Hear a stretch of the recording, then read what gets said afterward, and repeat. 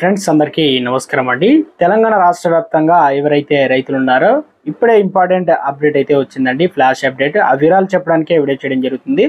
రైతు బంధు, రైతు రుణమాఫీకి సంబంధించి ఎండ్ వరకు చూడండి. కంప్లీట్ ఇన్ఫర్మేషన్ అయితే మీకు అర్థమవుతుంది. మొదటిసారి ఛానల్ వస్తే సబ్స్క్రైబ్ చేసుకొని బెల్ ఐకాన్ ఆల్ పై ట్యాప్ చేయండి. ఇటువంటి ఇంపార్టెంట్ ఇన్ఫర్మేషన్ మిస్ అవ్వకుండా నేను ఏ చిన్న అప్డేట్ వచ్చినా మీ ఫోన్కి అందరికంటే ముందుగా నోటిఫికేషన్ రూపంలో వస్తుందండి.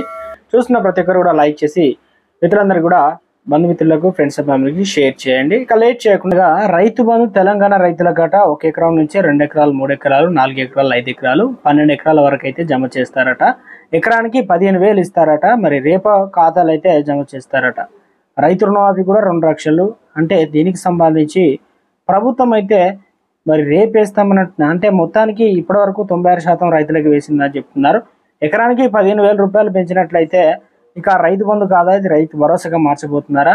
ఇక ఏంది మరి, ప్రభుత్వం అయితే 1 ఎకరం, 2 ఎకరాలు, 3 ఎకరాల నుంచి 12 ఎకరాలు, ఇప్పటి వరకు 5 ఎకరాలు, 4 ఎకరాలు ఉన్న వారికి కూడా రైతు బంధు రాలేదు. కొంతమందికి వారు బాధపడుతున్నారు, ఆందోళన చెందుతున్నారు.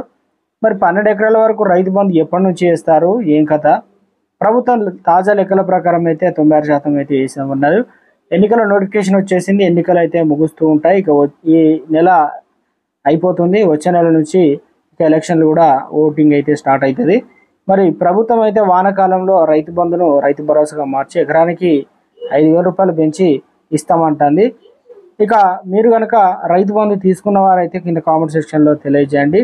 ఇంకా ఎన్ని ఎకరాలకు రైతు బంధు రాలేదనేది మీ ఒపీనియన్ కూడా కామెంట్ సెక్షన్లో తెలియజేయండి, వారు కూడా తెలుసుకుంటారు. ఇక రేపట రైతు బంధు రైతు ఖాతాల్లో, అంటే ఇప్పటివరకు రైతులకు ఆ ఎన్నికల కోడ్ అడ్డంకి లేదు కాబట్టి అందరూ కూడా జమ చేస్తూ ఉంది విడతల వారిగా. ఇంకెవరైనా సరే రైతు బంధు రాకపోయినా కూడా పడతాయి అంటున్నారు. మంత్రి సీతక్కకు ఒక సభలో రైతులు కూడా నిరసన వ్యక్తమైంది. రైతు బంధు ఇయ్యలేదు, రైతు బంధు ఎప్పుడు ఇస్తారంటే ఒకసారి వెళ్ళి చూసుకోండి అనే సంబంధించే ప్రయత్నం చేశారు. కాబట్టి రైతు బంధు పడుతుందని అంటున్నారు. రైతు రుణమాఫీ అనేది 2 లక్షల రూపాయలు ఒకేసారి ఏర్పాటు చేస్తామంటున్నారు. అది ఆగస్టు లోపు. సవాళ్ళు ప్రతి సవాళ్ళు దేవుని మీద ఒట్లు ఈ రకంగా నడుస్తుంది. ప్రతిపక్షం గట్టిగా ఉంటేనే ఇటు ప్రభుత్వం కూడా చేస్తామనే విధంగా నడుస్తుంది.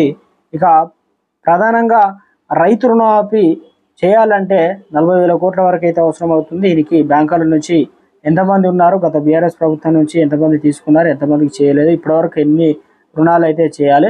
డిసెంబర్ 9 తారీఖున ప్రభుత్వం వచ్చిన వెంటనే మనం రుణమాఫీ చేసుకుందామన్నారు. రుణమాఫీ కాలేదు, బ్యాంకుల నుంచి నోటీసులు వస్తున్నాయి.